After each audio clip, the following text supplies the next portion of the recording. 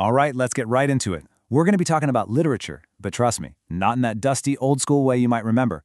We're talking about a kind of secret key, one that unlocks a whole new way of seeing stories. You know that feeling, right? You pick up a book, read a short story, and it feels like this, completely random, isolated island. And with millions of stories out there, it is so easy to feel overwhelmed, like you're just adrift with no map.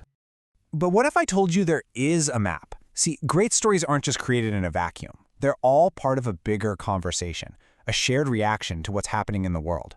And the real secret, the trick to understanding them, is learning how to spot the patterns that connect them.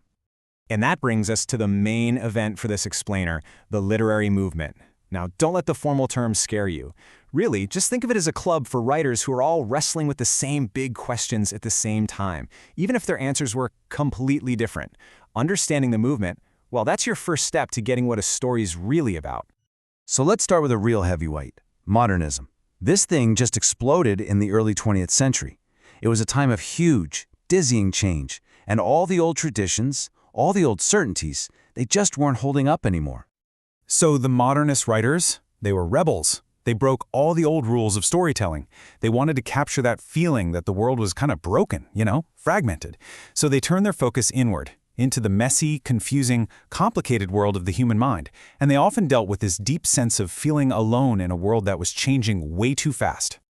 And what's so fascinating is how different this one movement could look. On one hand, you've got F. Scott Fitzgerald. His story, Winter Dreams, is all about that glittering, glamorous, but ultimately hollow chase for the American dream. It's a takedown of all that empty materialism. But then, on the other hand, you have Ernest Hemingway. His story, Hills Like White Elephants, uses his famous iceberg theory. What does that mean? It means almost all the important stuff is hidden way below the surface of a super sparse, super tense dialogue. See?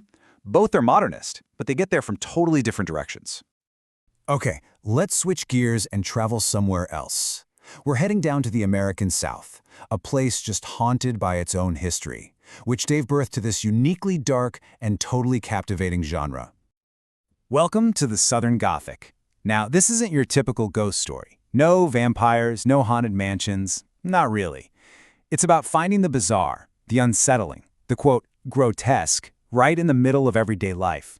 These stories use deeply flawed characters and a sense of decay to really poke holes in the traditions and the hypocrisies of the Old South.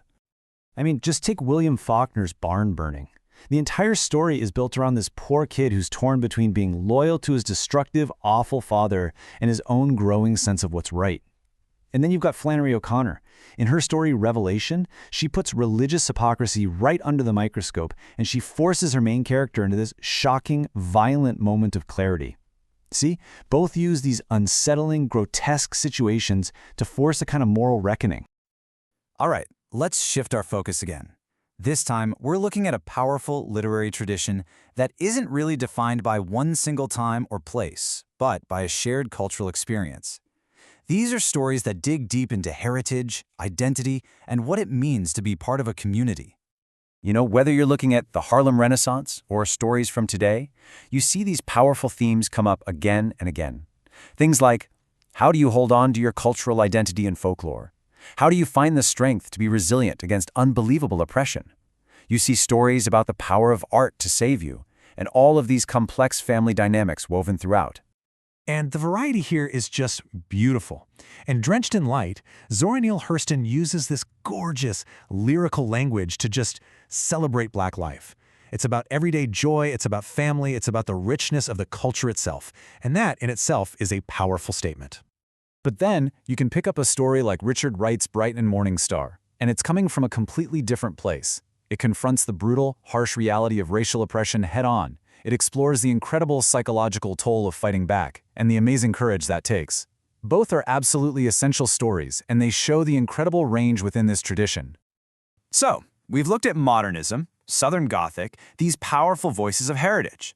What does it all mean for you, the person actually reading the stories? Well, it means you now have this awesome new toolkit. And this, right here, is the most crucial takeaway. These categories, they aren't meant to be rigid little boxes that you try to stuff an author into. No. Think of them more like different pairs of glasses. Each lens, modernism, Southern Gothic, whatever, helps you see different details, different patterns in the story you might have totally missed otherwise. And if you want to see this in action, Just look at William Faulkner again. We just talked about him being a master of the Southern Gothic, right? Well, he was also a core figure of modernism. He used all those classic modernist tricks, like stream of consciousness, to get inside his characters' heads. He wasn't just one or the other, he was both. He used tools from both movements to tell his stories. And when you realize that, wow, his work just opens up in a whole new way. So the next time you sit down to read a story, just try this. It's a super simple 3-step approach. First, just notice the style. Is the writing choppy or flowing? What are the big ideas? Second, based on what you see, take a guess at what literary movement or tradition it might fit into. And third, use that new context to unlock the deeper meaning. I promise you are going to be amazed at what you find. And that leaves us with one last, really fascinating question to think about. 100 years from now, when people look back at the stories being written today, right now, what patterns are they going to see? What movements will they say we were living through? What are the big questions that our artists are trying to answer today? Someone to chew on.